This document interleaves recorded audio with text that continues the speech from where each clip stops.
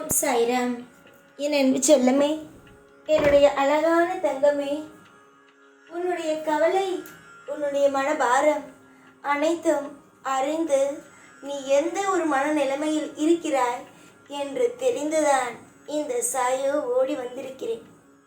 வெளியில் சொல்லவும் முடியவில்லை, உள்ளுக்குள் வைத்து கொள்ளவும் முடியவில்லை.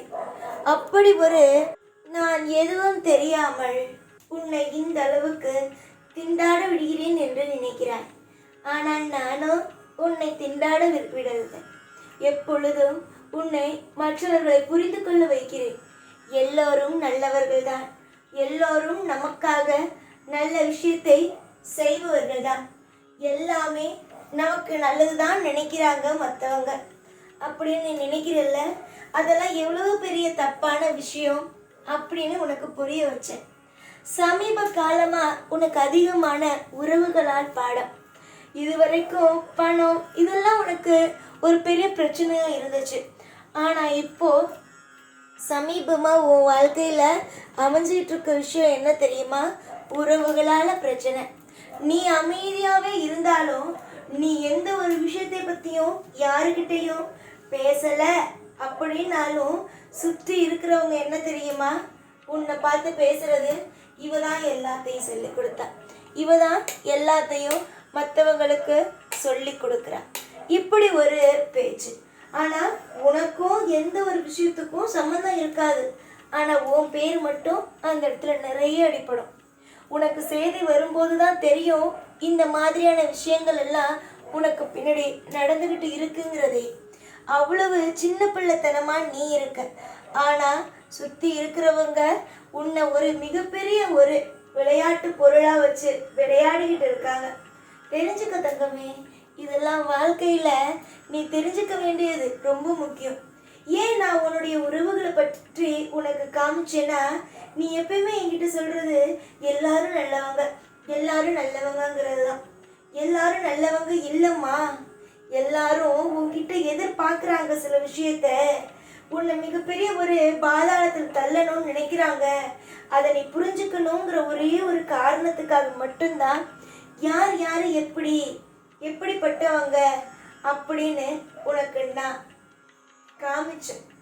ஏன்னா என்னைக்குமே எதையுமே புரிஞ்சுக்காம எல்லாரும் நல்லவங்க இருந்தான்னு ஏமாந்துடக்கூடாது. பார்த்தியா, இப்போ உன்னை சுற்றி 1000 உறவுகள் இருக்கு. அம்மா, அப்பா, வாழ்க்கை துணை அப்படின்னு இருக்கு.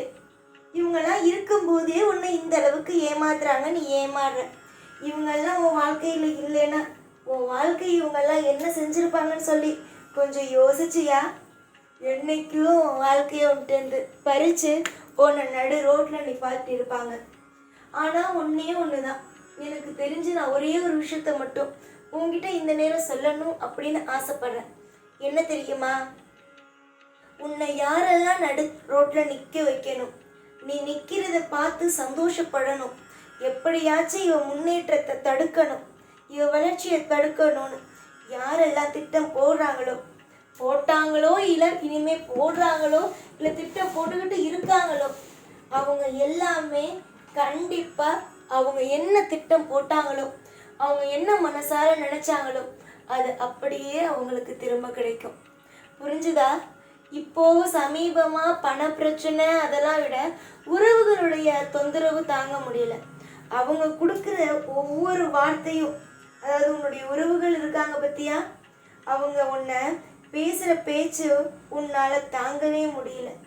எனக்கு தெரியாமல் இல்லை, எல்லாம் தெரியுது. கூடிய சீக்கிரமாக அத்தனை விஷயமும் மாறும். நீ உன்னுடைய வாழ்க்கையில் நீ யாரெல்லாம் உனக்கு துரோகம் செஞ்சாங்க எல்லாம் உனக்கு இப்போ தெரிஞ்சிட்டு. இதுக்கு முன்னாடி தெரியாமல் உறவுகள் அப்படின்னு நீ நிறைய ஆட்டம் போட்ட. ஆனால் இப்போது உறவுகள் யார், உறவுகள் உன்னுடைய வாழ்க்கையில் என்ன செய்கிறாங்க, ஏது செய்கிறாங்க என்று எல்லாமே உனக்கு தெரிஞ்சிட்டு. உன்னுடைய வாழ்க்கையில் பணம்னா என்ன, பதவினா என்ன, உறவுகள்னா என்னன்னு இப்போ சமீப காலத்தில் எல்லாத்தையும் நீ தெரிஞ்சுக்கிட்ட. நான் உன் வாழ்க்கையில் ஒரு காய் நகர்த்துறேன், உன் வாழ்க்கையில் எப்பயும் போல இல்லாமல் ஒரு புது பிரச்சனையோ இல்லை ஒரு புதுசாக ஒரு வறுமையோ வருதுன்னா அதை நீ நல்லா தெரிஞ்சுக்கணும். இதுக்கு பின்னாடி ஏதோ ஒரு விஷயத்த நம்முடைய சாய் செய்ய போகிறாரு. நம்முடைய வாழ்க்கையில் ஏதோ ஒன்று வித்தியாசமாக நடக்க போகுது. அதனால தான் சாய் இப்படிப்பட்ட விஷயத்த திடீர்னு நமக்கு ஒரு கஷ்டத்தை கொடுத்துருக்காரு அப்படின்னு புரிஞ்சுக்கணும். முதல்ல தெய்வத்தை புரிஞ்சுக்கோங்க. வாழ்க்கையில் எப்பயும் எந்த பொழுதும் தெய்வம் உங்களுக்கு கஷ்டத்தை கொடுக்கணும்னு நினைச்சு ஒவ்வொரு விஷயத்தையும் செய்கிறதில்ல. அது தானாக உங்களுக்கு நடக்குது அப்படின்னு நான் சொல்லலை. உங்களுக்கு ஒரு நல்லது நடக்க ஆரம்பிக்க போகுதுன்னா அதுக்கு முன்னாடி சில விஷயங்களை நீங்கள் புரிஞ்சுக்கிட்டு தான் ஆகணும், சகிச்சுக்கிட்டு தான் இருக்கணும். புரிஞ்சுதா? நல்லது நடக்க போகுதுன்னா அதுக்கு முன்னாடி சில சோதனை, சில வறுமை, சில சங்கடம், சில பகை இதெல்லாம் வரதா செய்யும். இது எல்லாமே வாழ்க்கையில் மாறி மாறி வரும். ஆனால் ஒரு விஷயம் நடந்து ஒரு பிரச்சனை வருதுன்னா அது முடிவில் நிச்சயமாக உங்களுக்கு நல்லது தான் நடக்கும். தொடர்ந்து உங்கள் வாழ்க்கைக்காக குரல் நான் கொடுப்பேன். உங்களுக்கு தேவையான அனைத்து விதத்திலும் உதவியாக நான் இருப்பேன். தொடர்ந்து நீ முயற்சி செய்கிற ஒவ்வொரு காரியத்திலையும் நான் உனக்கு வளர்ச்சியை கொடுப்பேன். இதுக்கு முன்னாடி உன் வாழ்க்கையில் நீ தோல்வி அடைஞ்சதும் இனிமேல் நீ பார்க்க போகிறதும் கொஞ்சம் வித்தியாசமாக தான் இருக்கும். புரிஞ்சுதா? வித்தியாசமாக. தங்கமான பிள்ளையே, வாழ்க்கையில் எல்லாம் மாறும். சகலமும் உனக்கு பிடிச்ச மாதிரி மாறும். நீ எதிர்பார்க்குற ஒவ்வொன்றும் கண்டிப்பாக நடக்கும். எந்த ஒரு நிமிஷமும் எப்போதும் குறை அப்படிங்கிறது இனி வரும் நாட்களில் உனக்கு வராது. குறைகளை இனி பார்க்க போவது இல்லை.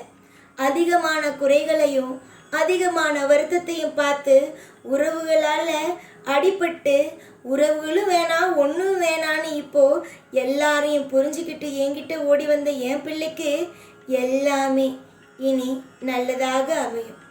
காலம் ஒருவனுக்கு ஒரு முறைதான் அடிக்கும்.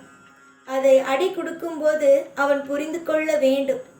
அப்படி அவன் புரிந்து கொள்ளவில்லை என்றால் அந்த அடி மேற்கொண்டு மேற்கொண்டு மேற்கொண்டு விழுந்து கொண்டேதான் இருக்கும். புரிகிறதா? புரிந்து கொள்ளுங்கள்.